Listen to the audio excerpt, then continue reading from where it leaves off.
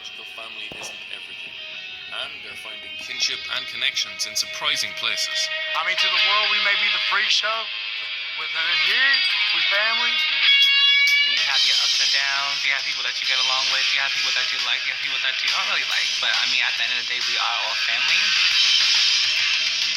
All these guys here are my brothers. Love them to death. We've all heard the saying, you can choose your friends, but you can't choose your family.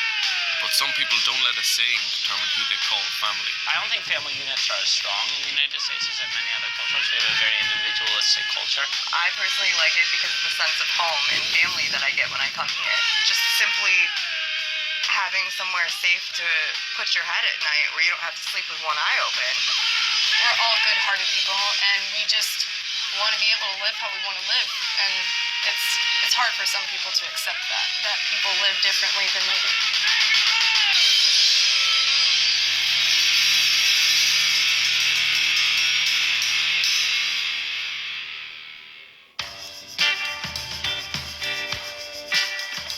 Men from chaotic or volatile family backgrounds often find loyalty and stability in some kind of brotherhood. In South Carolina, I'm meeting a badass motorcycle club called the Bastards.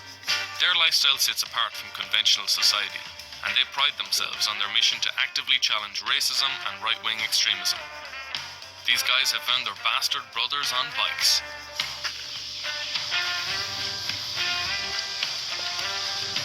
How's it going, fellas? What's up, man? Hey. Chavez, Kevin. good to meet you, Kev. Nice to meet you. How you doing? Boys, it's Kevin. Kevin the boys. That's not a dog I would associate with a big tough That's the one you gotta motorcycle. worry about right there. That's Bones. Bones is a bastard. So how did you guys get started? We all came from different clubs. Some of us, we all came from different groups. And we kind of had a motorcycle garage a few years ago called the Busted Knuckle Motorcycle Co-op. And we didn't wear patches, but we all dressed in black and ran it like it was a club. It took us 2 years to get approval to be a motorcycle club. And Approval from who? from everyone, the community. With the motorcycle community, any community, it's very tight-knit. You gotta kind of show everyone what you're about and who you are to earn respect. You give respect to get respect. And what was the inspiration for starting the Bastards? Be asked Taylor right here why Taylor sought us out. He was one of our first prospects to join this club, and a prospect is somebody who earns his way to the club. Why'd you come to us, Taylor? Found them online and came to them because they're open. They're open to everything. They don't discriminate against race. They don't discriminate against homosexuality, which I'm open gay. Proud of it. All these guys, they're my brothers. Love them to death. We're not really against any club as much as we are against hate groups, white supremacist groups, black power groups, anybody that thinks that they can use violence to hurt an innocent person over an idea. We're just not going to tolerate it. Not going to let it happen in our area if we can. Why are the other clubs so exclusive? A lot of these clubs are real old school. Like, they started in the 50s, 60s, early 70s. Yeah. So when their club started up, their bylaws were written. Those are rules and laws that they have to follow. And to this day, most of them, they haven't changed. A lot of clubs that came out during that time were made up of World War II veterans, and those guys were looking for a brotherhood that they felt on the battlefield. We all share the same bond. It's when we get on two wheels, we're sharing that camaraderie. You're sharing a tradition that was set down before you. What we are is a traditional three-piece. If I can show you the back, Jake, can I show back your patches? The three-piece is a top rocker, a center patch, and a bottom rocker. The top rocker is the club, the center patch is the logo, the bottom rocker indicates your territory. And what are some of the rules you guys have? Our rules to join, you must be 18 years old and you must have a motorcycle permit or license. You must own a running motorcycle. Your motorcycle must be all black or all black by the time that you patch into our club. All of our motorcycles are painted black. We wear all black everything, no matter where we go. You cannot be a violent offender towards women or children. You cannot be a convicted child molester.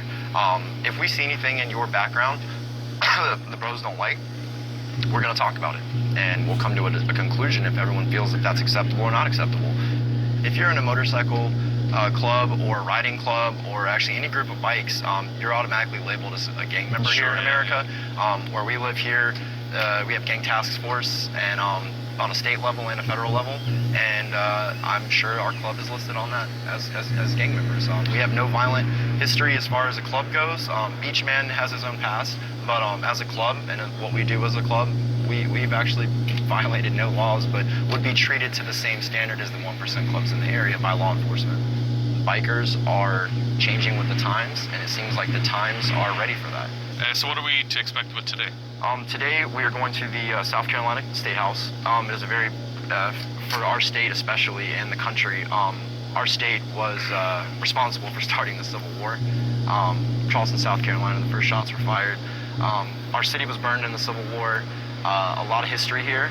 You have a lot of people with ties to heritage of Confederate soldiers. Sure. They are not always racist, and today we have been getting increasing reports from the community that it's a ceremony where they're going to re-raise the flag, and it's not for the state, it's just a group doing it. After they raise the flag, they're going to have some big Confederate ceremony, and we heard a lot of white supremacists and known novelists for white supremacy literature are going to be there.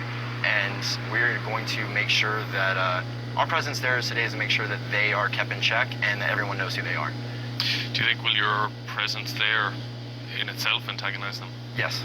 Right. And hopefully the response we will get out of that is that they're not going to feel welcome. And just like last year, they'll leave with their tails tucked between their legs like they always do. Cool. Can I ride with one of you? Yeah, let's do Lovely. it. Thank you. There you go. Excellent. Cheers. There we go, man. I feel very safe.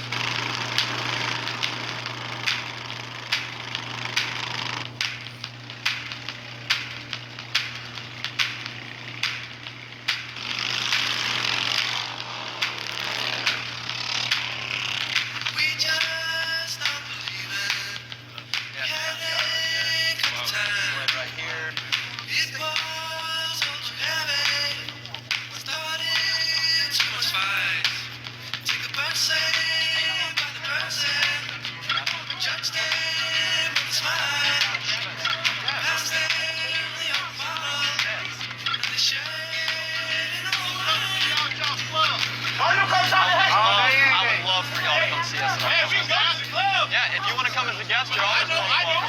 But here's my point.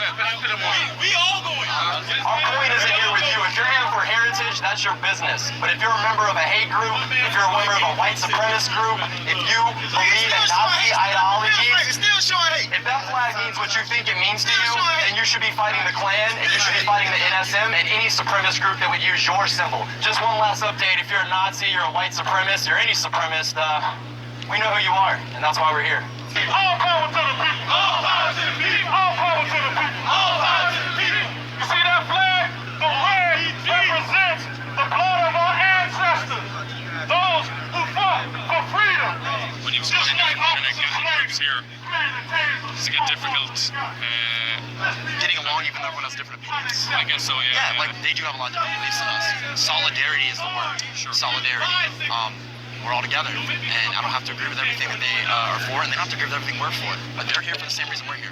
There are racists over there. They can deny what they want. There are racists over there right now, and they are hiding them. Is there also a lot of, I suppose, just well-meaning, good old country boys? Yeah, and they're granddaddies. They're granddaddies. You know, a lot of these men, they're here because that flag, what it means to them is not racism, and I can understand that. I can. We're not here for the flag, and we never were. They're hiding racism in their heritage group. Their biggest saying in that group is heritage, not hate. Well, if it's just heritage and not hate, then why are there white supremacists over there? I'm not here to make you agree with me. I'm not here to tell anyone what to think. I'm here to stop violent hate groups from spreading their messages and infiltrating these groups. All right, bastards, let's go.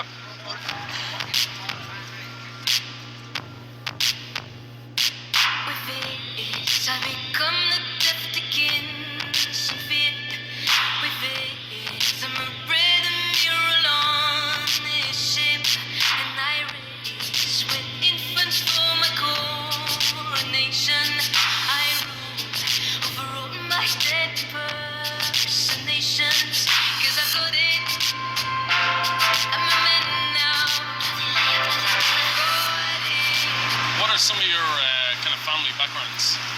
I had my first son at 15, and my mom taught me how to be a parent to my son.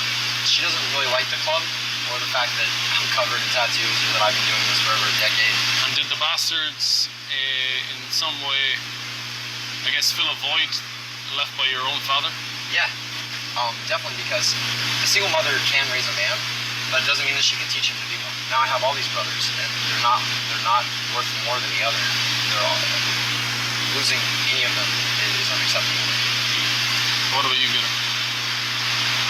My real dad didn't want me around. Tried to kill me as a baby. Tried to beat on my mom. But it's made me be the person that said, I'll always fight for the little guy.